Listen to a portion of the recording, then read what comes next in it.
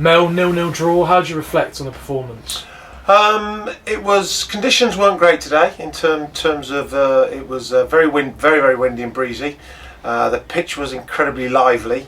We've had little rain, so it's sort of firmed up and very quick and very sort of bobbly at the moment, but that's to expect this time of year. You can't do much about that, and the wind didn't help at all, so playing against the wind was actually much easier today. So when you're making a pass into the wind, pass forward, even a 7 or 8 yard pass, the ball's holding up and slowing down, it's easy to judge your pace.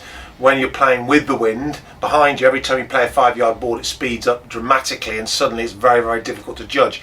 So I think you saw in the game, first half we looked by far the better team, passed the ball and moved the ball really well.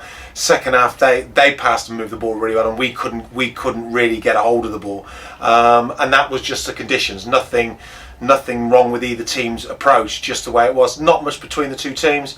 I felt we could have been 1 or 2 up at half time, and I felt second half they probably had the chances to go 1 or 2 up second half. So it was a very much an even Stevens game. I don't think there was a lot in it, and all I said to the players before the game and after the game and at half time, I said, look, these are the games, these are the pitch, the conditions and everything this time of year now, where if you can't win, if you don't get the chance to win, just don't get beat. And all credit to them. I thought they applied themselves very well today.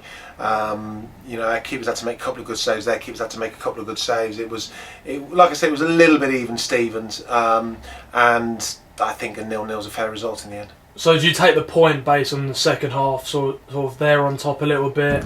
I think you always take a point. At the end of the day, every game you go into, you don't want to get beaten. You're looking to win, but you don't want to get beaten. So you always take a point. Every point's massive. There'll be all through the leagues this season. There'll be teams get relegated by 1 point or 1 goal. Teams get promoted by one point.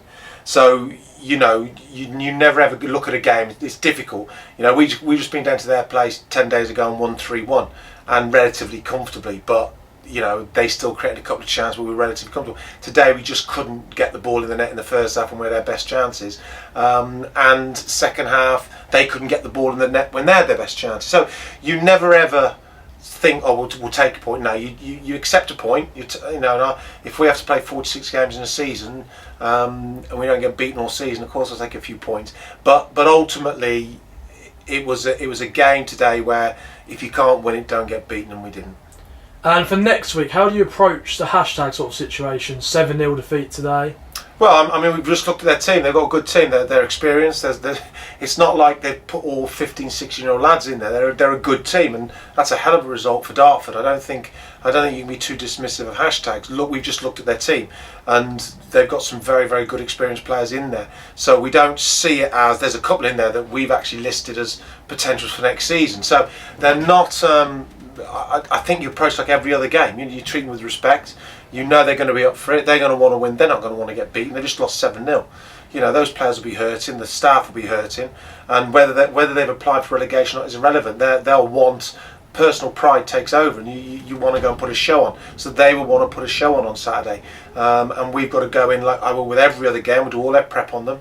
I'll watch the game today, and we'll come up with a plan to one, make sure we're ready for what they offer, but secondly, a plan that gives us a chance to get a win.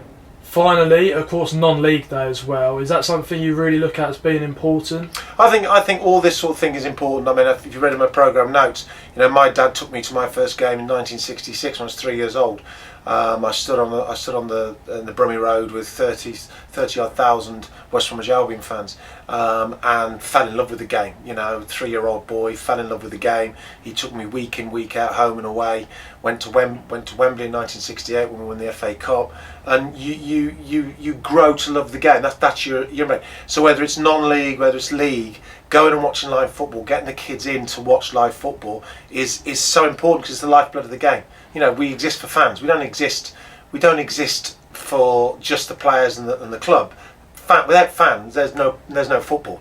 It's as simple as that. You don't generate money if there's no fans. So everything exists for the fans, and there's nothing like live football. There's nothing like, so whether it's non-league day where you're encouraging people to come and watch football, live football, I think is fantastic, and I think it's something that all parents should look to do. The other nice thing I think with the Premiership now is very elitist, very expensive.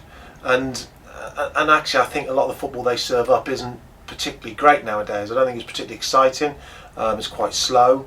and so it's lost from the 70s and 80s when I sort of grew up with it, like late 60s, 70s and 80s, when I grew up with a very, very attack-minded, play forward, run forward, score lots of goals.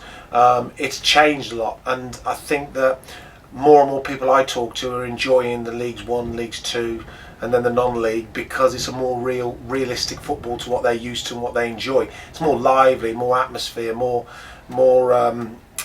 there's more, it's real. It's more real for them, because the people they see here have all got mortgages to pay. They're not multi-millionaires. You know, that they work hard for the team. They work hard for personal pride, and it's a very, very different sport. No, I think anything that encourages people to come, including non-league day, I think is massively important for the progression of the sport. Thanks, Mel. Thanks very much, Dee.